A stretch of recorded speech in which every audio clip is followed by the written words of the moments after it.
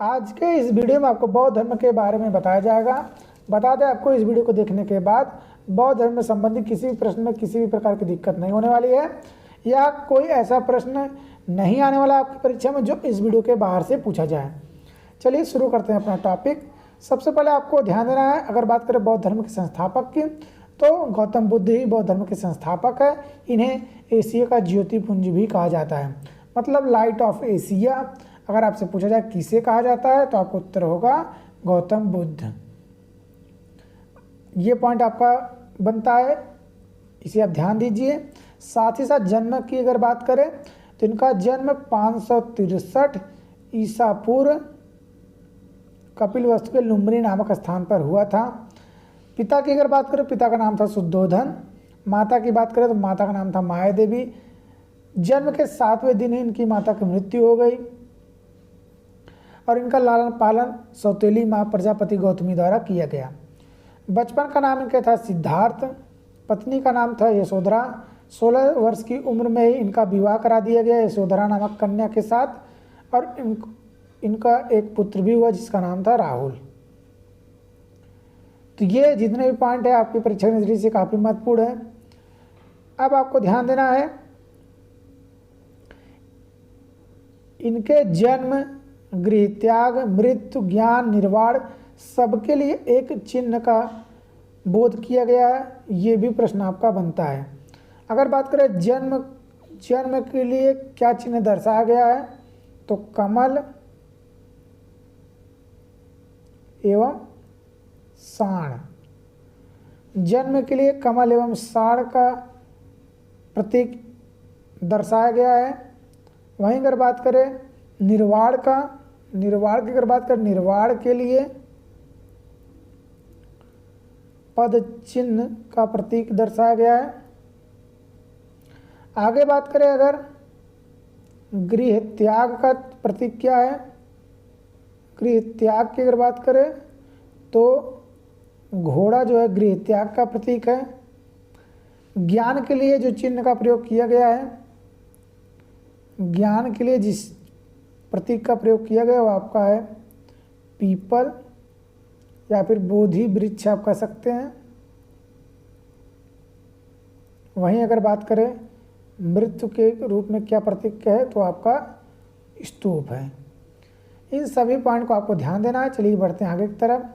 आगे आपको बता दें, 29 वर्ष की उम्र में ही गौतम बुद्ध ने अपना घर त्याग दिया था, जिसे बौद्ध धर्म में महाभिनिष्क्रमण कहते हैं। गृह त्यागने का मुख्य कारण क्या था, बता दें आपको। बाहरी सांसारिक जीवन के से ये पूरी तरह से अपरिचित थे। एक बार जब ये सेनापति के साथ कपिलवस्तु की सैर पर निकले थे, तो वहाँ पर इन्होंने 4 दृश्य देखा। एक बूढ़ा व्यक्ति, उसके बाद वहाँ पर एक बीमार व्यक्ति को देखा। आगे बढ़ने के बाद एक सौ जाता हुआ देखा। उसके बाद आगे बढ़ने के बाद वहाँ पर एक सन्यासी को देखा।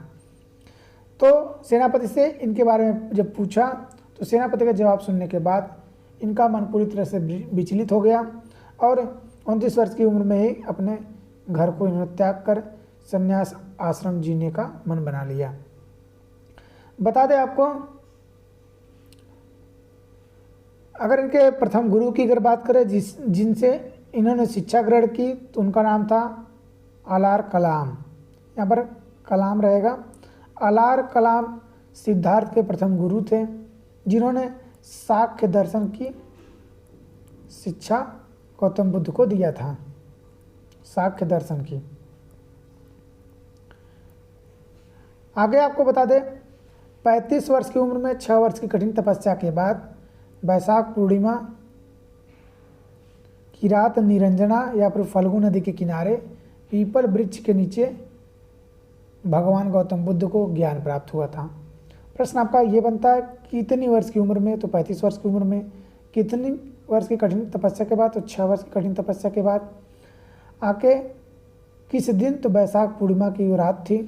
नदी का नाम निरंजना नदी।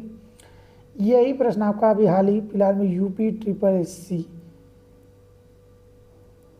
PT का जो एग्ज़ाम कराया गया 2022 का, उसमें ये प्रश्न पूछा गया था कि भगवान गौतम बुद्ध को किस नदी के किनारे ज्ञान की प्राप्ति हुई थी।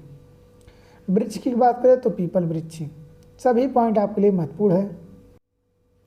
और ज्ञान प्राप्ति के बाद ही सिद्धार्थ को बुद्ध के नाम से लोग जानने लगे, और वह स्थान जहाँ पर इन्होंने ज्ञान प्राप्त किया वह बौद्ध गया कहलाया। ये भी आपको ध्यान देना है। चलिए बढ़ते हैं आगे की तरफ। आगे अगर बात करें बुद्ध ने अपना पहला उपदेश कहाँ पर दिया था, प्रश्न बनता है आपका, तो सारनाथ, पुराना नाम था ऋषिपतनम, ये भी आपको ध्यान देना है। और पहले उपदेश को धर्म चक्र प्रवर्तन कहा जाता है, ये भी आपको ध्यान देना है। मतलब पूछा जा सकता है बुद्ध ने धर्म चक्र प्रवर्तन कहाँ पर दिया था, तो सारनाथ या ऋषिपतनम, आपको ध्यान देना है। आगे बात करें उपदेश की भाषा पूछा जा सकता है, तो पाली थी। सर्वाधिक उपदेश श्रावस्ती में दिया था, और अंतिम उपदेश की अगर बात करें तो कुशीनगर में। आगे अगर बात करें तो मृत्यु की अगर बात करें, जिसे महापरिनिर्वाण कहा गया बौद्ध धर्म में, तो 80 वर्ष की उम्र में कुशीनारा के देवरिया उत्तर प्रदेश में गौतम बुद्ध ने अपना शरीर त्याग दिया। और बता दें आपको, बुद्ध के शरीर को 8 भागों में बांटकर 8 स्तूपों का निर्माण कराया गया, ये भी आपको ध्यान देना है। चलिए बढ़ते हैं आगे की तरफ। आगे आपका महत्वपूर्ण पॉइंट जो है बौद्ध धर्म के बारे में जानने के लिए एक त्रिपिटक ग्रंथ है। इस त्रिपिटक ग्रंथ की अगर बात करें तो विनय पिटक है नाम, एक का सूत्र पिटक है और एक आपका अभिधम्म पिटक है। ये 3 बौद्ध धर्म के त्रिपिटक ग्रंथ हैं, आपको ध्यान देना है। भाषा की बात करें तीनों की तो पाली भाषा में, ये भी आपको ध्यान देना है। तो बौद्ध धर्म के त्रिपिटक ग्रंथ आपको इनका नाम अच्छे से आना चाहिए।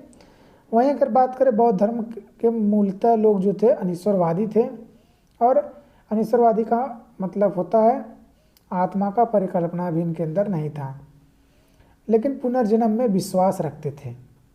अगर बात करें बुद्ध के अनुयायी के बारे में तो 2 भागों में विभाजित हैं, एक है भिक्षुक, दूसरे हैं उपासक। भिक्षुक मतलब जो भिक्षुक का जीवन व्यतीत कर रहे हैं, बुद्ध धर्म की मान्यता रखते हैं, उन्हें भिक्षुक कहा गया। उपासक की बात करें, जो गृहस्थ जीवन व्यतीत करते हुए बौद्ध धर्म अपनाए, उन्हें उपासक कहते हैं। बौद्ध धर्म में सम्मिलित होने के लिए न्यूनतम उम्र रखी गई थी 15 वर्ष। वहीं त्रिरत्न जो बौद्ध धर्म में बताया गया, बुद्ध, धम्म और संघ, ये 3 जो है बुद्ध धर्म के, बौद्ध धर्म के 3 रत्न हैं, आपको ध्यान देना है। चलिए बढ़ते हैं आगे की तरफ। बौद्ध सभाएं जो कराई गई थी यहाँ पर काफ़ी महत्वपूर्ण है, यहाँ से प्रश्न अक्सर बनते रहते हैं, सभी पॉइंट आपको अच्छे से देखना है। सबसे पहले आपको ध्यान देना है, प्रथम बौद्ध संगति की अगर बात करें तो 483 ईसा पूर्व इसका समय था। स्थान था राजगृह, अध्यक्ष थे महाकश्यप, शासनकाल था अजातशत्रु का। तो शासनकाल, अध्यक्ष, स्थान, समय, सभी पॉइंट आपके लिए महत्वपूर्ण है कि प्रथम बौद्ध संगति कहाँ पर, किसके शासनकाल में, किसकी अध्यक्षता में, क्या समय था, सभी पॉइंट आपको ध्यान देना है। अगर बात करें द्वितीय बौद्ध संगति की तो 383 ईसा पूर्व में हुआ था। स्थान था वैशाली, अध्यक्ष उस समय थे सबाकामी और शासनकाल था काला शोक का, ये भी आपको ध्यान देना है। तृतीय बौद्ध संगति की अगर बात करें तो 255 ईसा पूर्व में ये बौद्ध संगति कराई गई थी। स्थान था पाटलिपुत्र, अध्यक्ष थे मोग्गालीपुत्र तिस्क, वहीं शासनकाल की बात करें तो अशोक। चतुर्थ बौद्ध संगति की अगर बात करें तो ईस्वी की प्रथम शताब्दी में ये बौद्ध संगति कराई गई थी। स्थान था कुंडलवन, अध्यक्ष थे वसुमित्र घोष, वहीं शासनकाल की बात करें तो कनिष्क का शासनकाल था, ये भी आपको ध्यान देना है। चलिए बढ़ते हैं आगे की तरफ। आपको बता दें एक पॉइंट आपका जो बनता है, चतुर्थ बौद्ध संगति के बाद बौद्ध धर्म 2 भागों में बढ़ गया, एक हीनयान, दूसरा महायान।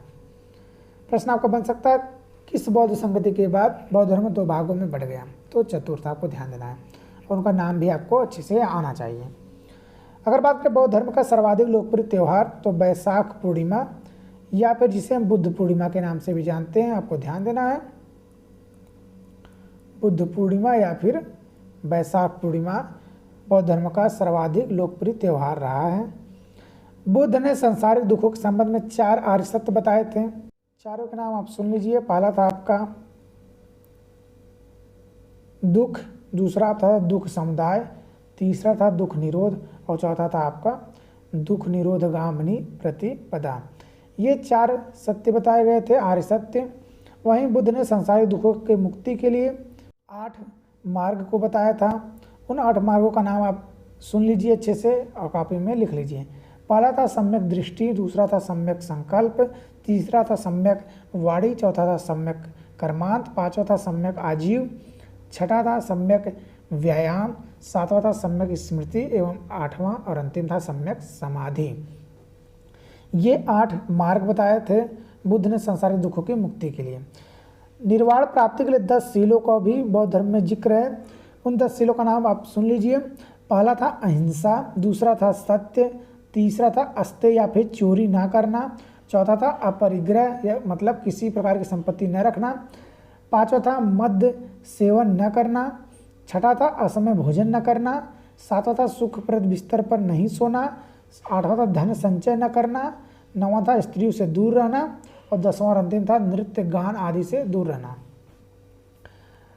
आपको बता दें गृहस्थ जीवन के लिए केवल प्रथम 5 शील मानना अनिवार्य था। और वहीं बात करें सभी शीलों की अगर बात करें तो अगर आप भिक्षुक जीवन जी रहे हैं तो इन 10 शीलों को आपको मानना अनिवार्य था। चलिए आगे बढ़ते हैं।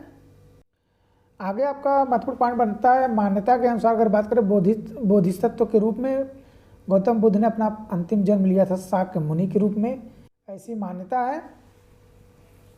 आपको बता दें आगे जो आपका महत्वपूर्ण पॉइंट है सर्वाधिक बुद्ध मूर्तियों की अगर बात करें निर्माण गंधार शैली में कराया गया, ये भी आपको ध्यान देना है।